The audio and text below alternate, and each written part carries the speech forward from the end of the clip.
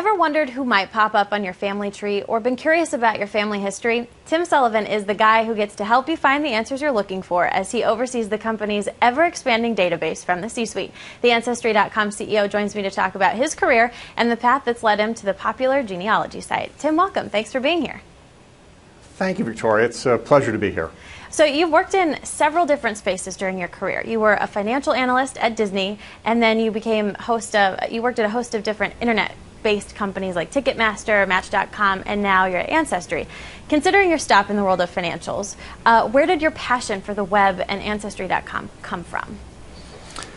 Well, I originally jumped over into the world of the internet in 1999 when I realized we were in the midst of just an incredible revolution that was going to change everything.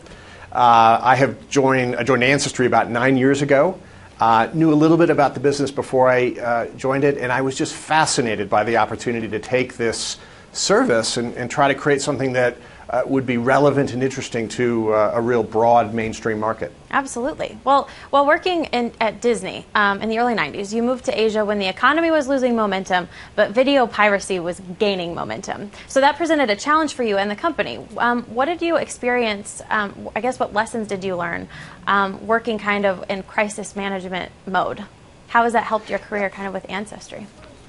Absolutely. I think there's two things. One, be very careful about making investments and hiring people because you really don't ever want to have to unwind those investments. It's much easier to move a little more slowly and be a little more conservative.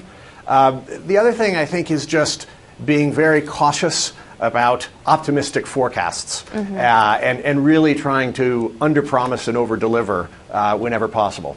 That's a really great strategy to work on. You took Ancestry.com public in 2009, right at the beginning of the Great Recession. What was that like for you, trying to help make your company more successful when there was kind of fears in the public market? Well, Ancestry has never really been a business that either tracked with the economy, nor was it really a business that's counter-cyclical. So to a great extent, it was a non-event for us. We were a profitable, growing subscription business. The bigger questions that I think we dealt with going public were trying to convey to people our sense of how large the market opportunity was. And at times that was difficult to communicate to a young 20-something portfolio manager or analyst why family history was something that we think would attract millions of people. Exactly. Well, it's a problem that you've really overcome. And you know what I really like about your story is what's unique is you've had the opportunity to sit at the helm when you took the company public and also when you sold it to private equity in 2012. Describe for me the lessons that you learned during two very different and maybe challenging times for Ancestry. Well, I think, both going public and then ultimately selling the business to a private owner really didn't impact and didn't change the way we run the business. And I think it's always been about developing a vision for where we want to take the business, getting the right people in place to execute on that vision, and delivering results. And always focusing on our subscribers and the mission to help everyone discover, preserve, and share their family history. So these were exciting events for us, but they didn't really change the way we operated the business. So what advice do you offer others looking to find the right career for themselves? You've kind of had your hand in a few different areas. What advice do you give?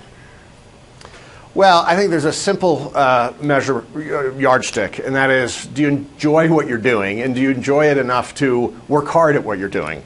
I've been really fortunate to have a number of incredibly exciting positions with wonderful consumer-facing businesses. But I think, it's what I've gravitated to. So find something you like, work hard at it, rest will take care of itself. Okay, I have to ask you, sitting at the helm of this company, what have you learned? What interesting facts about your family have you learned? I'm sure you've gotten the chance to delve deeper into your family history. Any cool stories that you have? Oh, so many. I am of Irish descent, but I have tremendous German ancestors. I even have a line in my mother's side of her family that goes all the way back to indentured servants here in the United States in the 17th century. So there's so many wonderful stories to discover, stories of triumph and difficulty and overcoming challenges. And I just continue to be amazed by the things that I discover about my family, both in recent years and in many, many decades and centuries past. Absolutely. Well, thank you so much for sharing your story with us. Tim Sullivan, CEO of Ancestry.com. Thank you. Victoria, thank you so much.